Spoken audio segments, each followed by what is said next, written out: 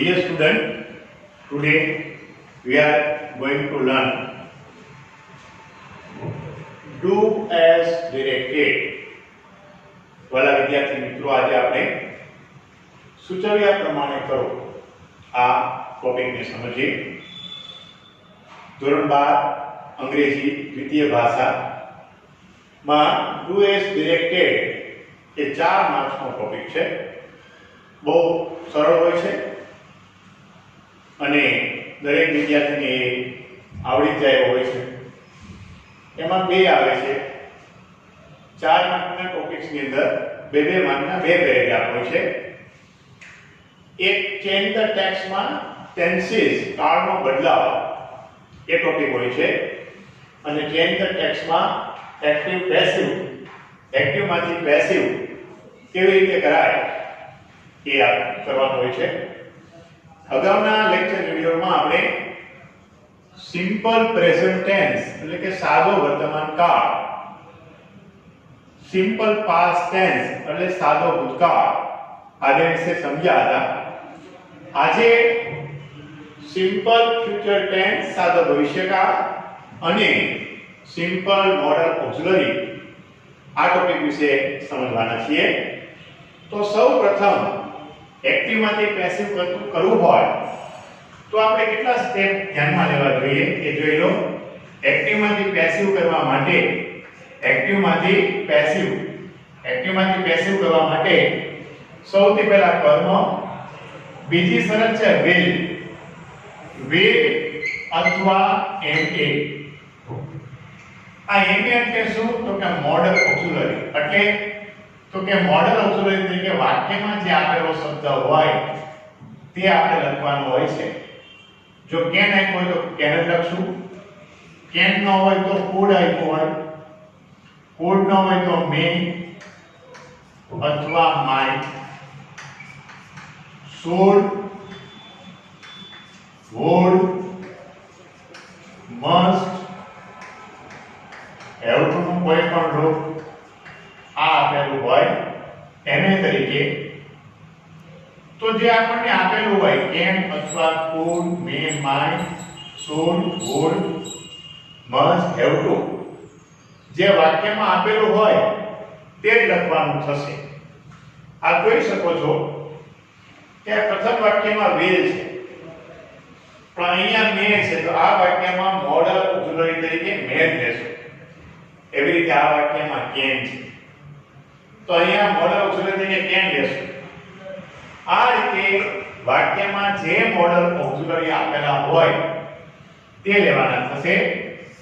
બીજી શરત છે be, ત્રીજી શરત છે past participle. આ ત્રીજી શરત. પછીની શરત છે by, પછી કર્તા અથવા કર્તાની કર્મ વિભક્તિ અને પછી અન્ય પદ.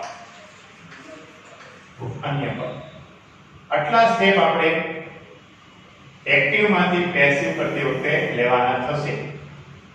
ફરી જોઈએ. પહેલું સ્ટેપ કર્મ, બીજું સ્ટેપ will અથવા મોડલ ઓક્સિલરી. will અથવા મોડલ ઓક્સિલરી. મોડલ ઓક્સિલરી તરીકે આપેલા વાક્યમાં જે શબ્દ લખેલો હોય એ જ શબ્દ લખવાનો રહેશે. ત્રીજી શરત be, past participle, પછીની શરત by, કર્તા અથવા કર્તાની કર્મ વિભક્તિ અને અન્ય પદ. આ જે કર્મ વિભક્તિ છે એ આપણે જોઈ લઈએ. આ કર્મ વિભક્તિ છે એ કઈ કઈ આવી શકે? તો કે I એની કર્મ વિભક્તિ me થાય, we, us, you ની કર્મ વિભક્તિ you પોતે જ, he કર્મ વિભક્તિ him, she કર્મ વિભક્તિ her, it કર્મ વિભક્તિ it જ થાય, તેની કર્મ વિભક્તિ them. આપેલા વાક્યમાં જો કર્તા આય હોય તો me લખશું, કર્તા we આય હોય તો us લખશું, કર્તા you આય હોય તો કર્મ વિભક્તિ you થશે, કર્તા he આય હોય તો કર્મ him લખશું, કર્તા she આપેલું હોય તો કર્મ her, કરતા ઈ નહીં હોય તો કર્મ પાછું ઇક્વિટ જ રહેશે, પણ કરતા ઈ હોવાની શક્યતા નથી, કેમ કે મોટા ભાગે કર્મ હોય છે અને ધ્યેય ઈ કરવાની વિભક્તિ ધ્યેય. તો આટલા સ્ટેપ આપણે એ કર્તા વિભક્તિમાંથી કર્મ વિભક્તિમાં બનાવવા માટે ઉપયોગમાં લેશે. તો હવે આપણે જોઈએ સૌ પ્રથમ mister Rawal will teach us English. સૌથી પહેલા આપણે કર્મ ગોતવાનો રહેશે. કર્મ કેવી રીતે મળશે? કર્મને ઓળખવા માટે ત્રણ સાદી બાબત. એક, કર્મનું સ્થાન છે એ ત્રીજું હોય. ત્રીજું સ્થાન અંગ્રેજીમાં પહેલું સ્થાન કર્તા, બીજું ક્રિયાપદ અને ત્રીજું કર્મ. કર્મનું સ્થાન ત્રીજું હોય છે. બીજું કર્મ છે એ વર્બ પછી ક્રિયાપદ પછી કર્મ હોય.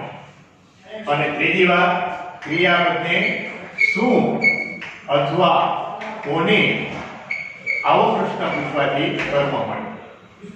ત્રણ બાબત. કર્મનું સ્થાન ત્રીજું હોય છે. પ્રથમ સ્થાન કર્તા, બીજું સ્થાન ક્રિયાપદ, ત્રીજું સ્થાન કર્મ. કર્મ એ ક્રિયાપદ પછી હોય છે અને ક્રિયાપદને શું અથવા કોને પ્રશ્ન કરીએ ત્યારે કર્મ મળે. હવે જોઈએ આપણે પહેલા વાક્યથી. Mister Rawal will teach us English. શ્રીમાન રાવલ અમને અંગ્રેજી ભણાવશે. મિસ્ટર રાવલ કરતા will teach ક્રિયાપદ. અહીંયા બે કર્મ છે, us અને English. તો આ બે કર્મ કેવી રીતે? તો કે શું પૂછવાથી જે મળે મુખ્ય કર્મ હોય, કોને પ્રશ્ન પૂછવાથી જે મળે ગૌણ કર્મ હોય. મુખ્ય કર્મ માટે શું પ્રશ્ન અને ગૌણ કર્મ માટે કોને પ્રશ્ન. જોઈએ. શ્રીમાન રાવલ અમને અંગ્રેજી ભણાવશે. મિસ્ટર રાવલ will teach એટલે ભણાવશે, us અમને, English અંગ્રેજી. શ્રીમાન રાવલ અમને અંગ્રેજી ભણાવશે. શું ભણાવશે? તો કે English. આ મુખ્ય કર્મ છે. કોને ભણાવશે? તો કે અમને. આ ગૌણ કર્મ છે. તો અહીંયા આપણે મુખ્ય કર્મથી સામાન્ય રીતે વાક્ય શરૂ કરીએ તો પહેલી સ્ટેપ આપણે કર્મ લેવાનું છે. તો પહેલા સ્ટેપ તરીકે આપણે ઇંગ્લિશ લીધું, કર્મ પહેલું સ્ટેપ. બીજું સ્ટેપ આપણે will લેશું, તો અહીંયા લખશું આપણે will. ત્રીજું સ્ટેપ be. અહીંયા આપેલું છે કે ત્રીજું સ્ટેપ લખશું be. જોઈ શકો છો પછીનું સ્ટેપ છે past participle. પછીના સ્ટેપ પર આપણે જઈએ. આ ટીચનું ત્રીજું રૂપ થાય taught. અહીંયા એક ગૌણ કર્મ સાથે લખી લેવાનું, taught us એટલે અમને ભણાવશે. ગૌણ કર્મ સામાન્ય રીતે by પહેલા લખાય, taught us. પછી ની શરત છે by અને કર્તા મિસ્ટર રાવલ. ફરીવાર જોઈ લો. કર્મ ઇંગ્લિશ, બીજી શરત will, ત્રીજી શરત be, પછીની શરત છે past participle, ટીચનું past participle taught. ગૌણ કર્મ જે by પહેલા લખવો જોઈએ, taught us, પછી by અને પછીની શરત છે કર્તા મિસ્ટર રાવલ. બીજું એક વાક્ય, Janvi may give me a nice gift. અહીંયા જાનવી એ કર્તા છે, may give આ ક્રિયાપદ છે. તમે જોઈ શકો છો અહીંયા may મોડલ ઓક્સિલરી છે. અહીંયા me અને a nice gift આ બે કર્મ છે. me છે એ ગૌણ કર્મ છે, nice gift આ મુખ્ય કર્મ છે. કેમ ખ્યાલ આવશે? તો કે give એટલે આપવું. શું આપે? તો કે nice gift. શું પૂછવાથી મુખ્ય કર્મ મળે? શું આપે? તો કે nice gift. તો આ મુખ્ય કર્મ. શું પૂછવાથી મુખ્ય કર્મ મળે? give એટલે આપવું. શું આપે? તો કે a nice gift. એટલે આ મુખ્ય કર્મ. કોને આપશે? તો કે મને. કોને પ્રશ્ન પૂછવાથી ગૌણ કર્મ મળે. Janvi may give me a nice gift. Janvi મને સારી ભેટ આપે. શું આપે? તો કે સારી ભેટ. કોને આપે? તો કે મને આપે. શું પૂછવાથી મુખ્ય કર્મ મળે? અહીંયા મુખ્ય કર્મ છે નાઇસ ગિફ્ટ, એને આપણે શરૂઆતમાં લેશું a nice gift. આપ જોઈ શકો છો બીજી શરત, પહેલી શરત કર્મ a nice gift, બીજી શરત will અથવા એને. હવે આપેલા વાક્યમાં એને તરીકે મે છે, એને તરીકે મે આપ્યું છે વાક્યમાં, તો આ મે જે છે એને જ આપણે લખીશું. અહીંયા મે નું માઇક કરવું નહીં પડે, જે આપેલું હોય તે જ લખવાનું.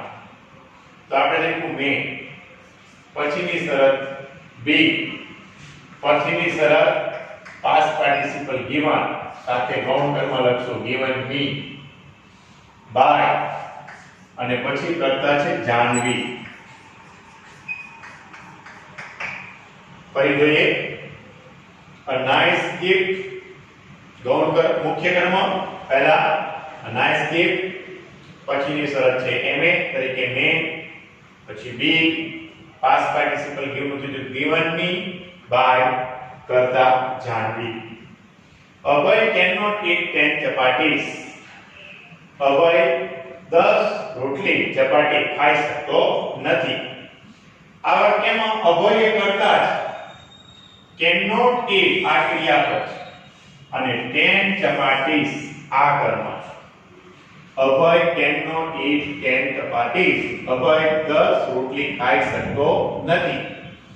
અભય cannot eat 10 chapatis. અભય 10 રોટલી ખાઈ શકે તેમ નથી. આ વાક્યમાં અભય કરતા, cannot eat ક્રિયાપદ, 10 chapatis આ મુખ્ય કર્મ છે. કેમ? તો કે શું પૂછવાથી મળે છે? eat એટલે ખાવું. શું ખાઈ નથી શકતો? તો કે 10 રોટલી.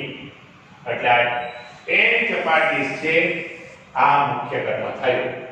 એને આપણે આગળ લેશું તો 10 chapatis. હવે તો કે અહીંયા આપણે લખશું cannot. કેમ? તો કે આપેલા વાક્યમાં can છે એ જ આપણે લખવાનું થશે. તમે જોઈ શકો છો મોડલ ઓક્સિલરી મિલમાં જે શબ્દ આપ્યો હોય એ જ શબ્દ આપણે લખવાનો થશે. અહીંયા can આપ્યો છે તો can લખ્યું, પણ વાત એમ છે કે આ વાક્ય નકારાત્મક છે તો બનતું વાક્ય નકારાત્મક જ બને, એટલે cannot. પછી બી, પછીની શરત eaten, પછીની શરત by, પછીની શરત અભય. જો ફરીવાર કર્મ 10 chapatis, can નકારાત્મક, cannot, પછી બી પેટનું ત્રીજું રૂપ eaten, by કરતા અભય. 10 chapatis cannot be eaten by Abhay. will you obey your teacher? પછીનું વાક્ય will you obey your teacher? શું તમે તમારા શિક્ષકની આજ્ઞાનું પાલન કરશો? અહીંયા you જે છે કરતા છે, will obey આ ક્રિયાપદ અને your teacher આ કર્મ. તો આપણે પહેલા કર્મ આગળ લખશું your teacher, પછીની શરત will જે અહીંયા આપેલું છે જે આપણે લખીએ છીએ will, પછી બી, પછી obey નું ત્રીજું રૂપ થાય obeyed, by અને કરતા you. ફરી જોઈ લો your teacher, will, બીજી શરત બી, ત્રીજી શરત obeyed by you. પણ આપેલું વાક્ય પ્રશ્નાર્થ છે માટે બનતું વાક્ય પ્રશ્નાર્થ જ બને. છેડે પ્રશ્નાર્થ ચિહ્ન. પ્રશ્નાર્થમાં તો શું કરવું પડે? તો આ જે વાક્ય છે એમાં જે ટુલીના રૂપ હોય એને આગળ લખવાના થાય. આપણે શું લખશું આગળ? will your teacher be obeyed by you? will your teacher be obeyed by you? who will help the orphan child? એક વાક્ય ફરી જોઈએ. આ who કરતા will help આ ક્રિયાપદ કર્મ થાય the orphan child. who will help the orphan child? અનાથ બાળકને મદદ કોણ કરશે? will help પરથી ખ્યાલ આવે કે આ સિમ્પલ ફ્યુચર ટેન્સ છે, સાદો ભવિષ્યકાળ. આપણે સૌપ્રથમ કર્મ આગળ લઈએ. the orphan child. કોને પ્રશ્ન પૂછવાથી મદદ મળશે? who will help the orphan child? અનાથ બાળકને મદદ કોણ કરશે? કોને મદદ કરશે? તો કે અનાથ બાળકને. આ મળ્યો કર્મ, orphan child. બીજી શરત will, ત્રીજી શરત be, પછીની શરત helped. હવે નિયમ છે who નું by whom થાય. આપણે જાણો છો, અગાઉ આવ્યું છે. પણ આ by whom છે વાક્યની શરૂઆતમાં લખવું પડે, અંતે નહીં. by whom. અને આપણે હમણાં જ વાત કરી કે દરેક વાક્યના ટુ બીના રૂપને આગળ લેવા પડે. ત્યારે જો તમે પ્રશ્નાર્થ બનાવવા માંગતા હોય તો અહીંયા બે બાબત ખાસ ધ્યાનમાં લેવાની છે. એક, who by whom કર્યું અને આ by whom વાક્યની શરૂઆતમાં લે. અને બીજું will. શા માટે? વાક્યને પ્રશ્નાર્થ બનાવવું છે. જો વાક્યને પ્રશ્નાર્થ બનાવવું હોય તો ટુ બીના રૂપ, ટુ હેવ ના રૂપ અને મોડલ ઓક્સિલરીના રૂપને આગળ લેવા જોઈએ. ટુ બીના રૂપ કયા? am, is, are, was, were, shall, will. To have ના રૂપ have, has, had.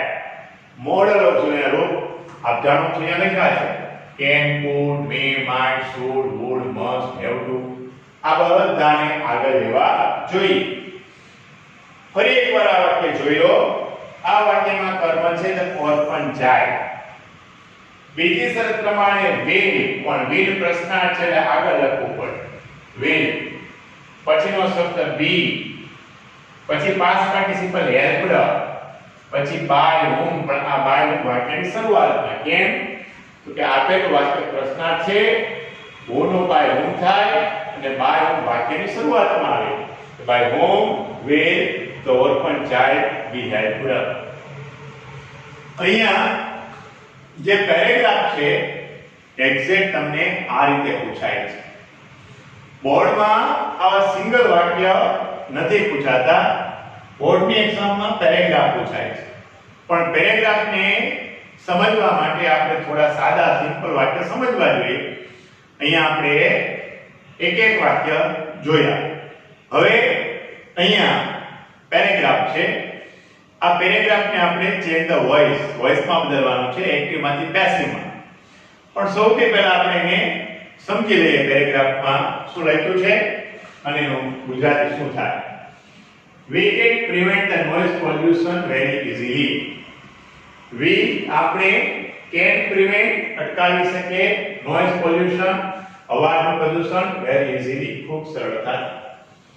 આપણે અવાજનું પ્રદૂષણ ખૂબ સરળતાથી અટકાવી શકીએ. આમાં we કરતા છે, can prevent આ ક્રિયાપદ છે અને કર્મ છે the noise pollution. we should keep the volume of musical devices low.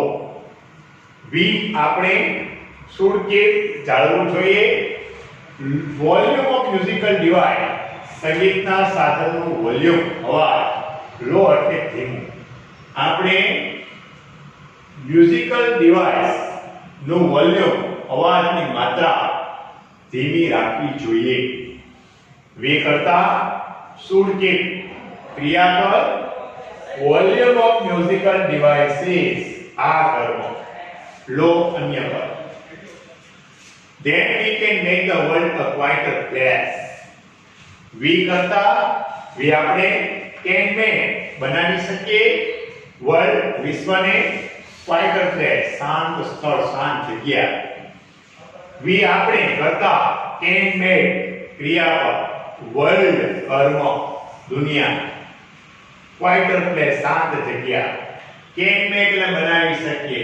કોને બનાવી શકીએ? તો કે દુનિયાને. એટલે અહીંયા કર્મ છે. હવે તમને આ રીતે પૂછાશે સ્ટાર્ટ લાઈક ધીસ. આ મુજબ શરૂઆત કરો. એમાં પહેલો શબ્દ વાંચવાનો નોઇઝ પોલ્યુશન. અહીંયા કર્મના સ્થાને છે, કર્મ છે આ, અહીંયા કર્મ આપ્યો છે પહેલો શબ્દ, આ પહેલો શબ્દ કર્મ આપ્યો છે નોઇઝ પોલ્યુશન, એના પરથી નક્કી થશે કે આ વાક્યને પેસિવ વોઇસમાં બદલવાનું છે. આ ટોપિકની ખાસિયત છે કે તમને સ્પષ્ટ સૂચના નથી કે ભાઈ ચેન્જ ધ વોઇસ અને એમાં એક્ટિવ માંથી પેસિવ કરો, આવી કોઈ સ્પષ્ટ સૂચના નથી, માત્ર તમારે સમજવાનું છે. અને એ કેવી રીતે આપણે જોશું તો કે આપેલા વાક્યમાં આ જે સ્ટાર્ટ લાઈક ધીસ છે એમાં આ પ્રથમ શબ્દ કયો લખ્યો છે, શું છે, આ પહેલા જોવું પડશે. આ પ્રથમ શબ્દ નોઇઝ પોલ્યુશન લખ્યું છે, એ આ પ્રશ્ન પેરેગ્રાફમાં શું છે તો કે પ્રશ્ન પેરેગ્રાફમાં કર્મ છે, વી કરતા છે, કેન પ્રિવેન્ટ ક્રિયાપદ છે, નોઇઝ પોલ્યુશન આ કર્મ છે.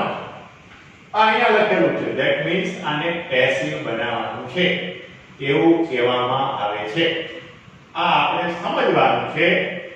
પરીક્ષામાં કોઈ સ્પષ્ટ સૂચના નહીં હોય કે આ પેરેગ્રાફને તમે એક્ટિવ માંથી પેસિવ કરો કે પેસિવ માંથી એક્ટિવ કરો, આવી કોઈ સ્પષ્ટ સૂચના નહીં હોય.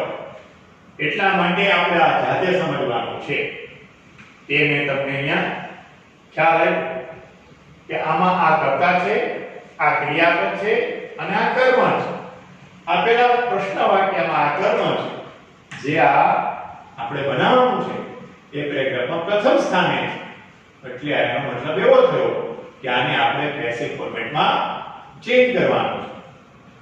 તો પેસિવ ફોર્મેટમાં પછી બીજું જોવાનું છે ક્રિયાપદ શું છે. ક્રિયાપદ છે કેન પ્રિવેન્ટ, કેન એટલે કે મોડલ ઓક્સિલરી છે, એટલે આનું સ્ટ્રક્ચર છે તે આ રીતે થશે.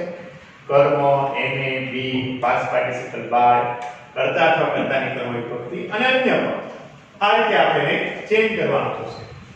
નોઇઝ પોલ્યુશન અહીંયા બીજા શબ્દ તરીકે કેન આવશે, મોડલ ઓક્સિલરી તરીકે કેન. આપેલા વાક્યમાં જે હોય તે જ લખશું. આ વાક્યમાં આપણે કેન લખશું, આ વાક્યમાં should લખશું, આ વાક્યમાં કેન લખશું, જે હોય તે. Noise pollution can. પછીની શરત છે બી, પછીની શરત છે પ્રિવેન્ટેડ. અહીંયા એક અન્ય પદ છે વેરી ઇઝીલી, એ સાથે લઈ લઈએ.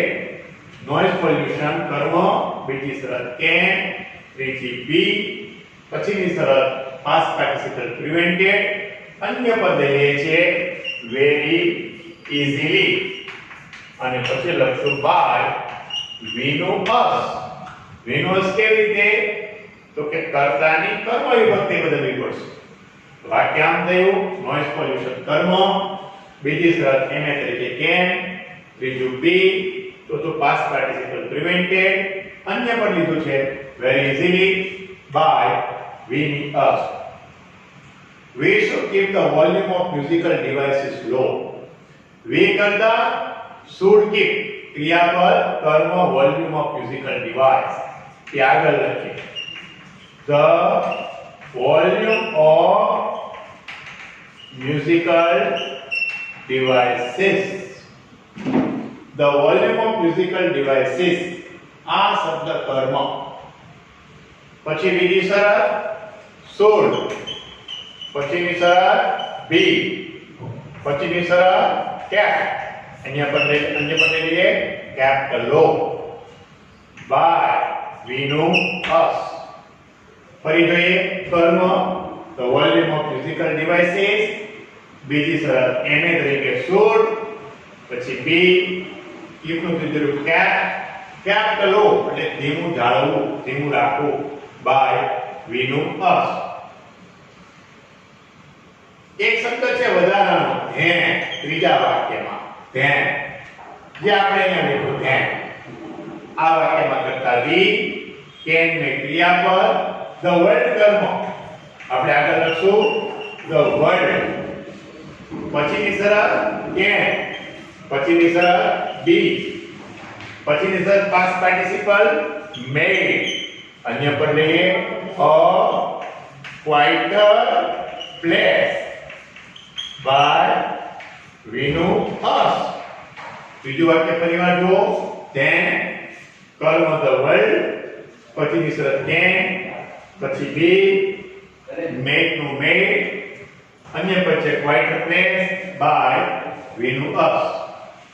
એવી રીતે આપણે બીજો પેરેગ્રાફ જોઈએ. આ આખો paragraph can prevent, should can અને કેન મેક.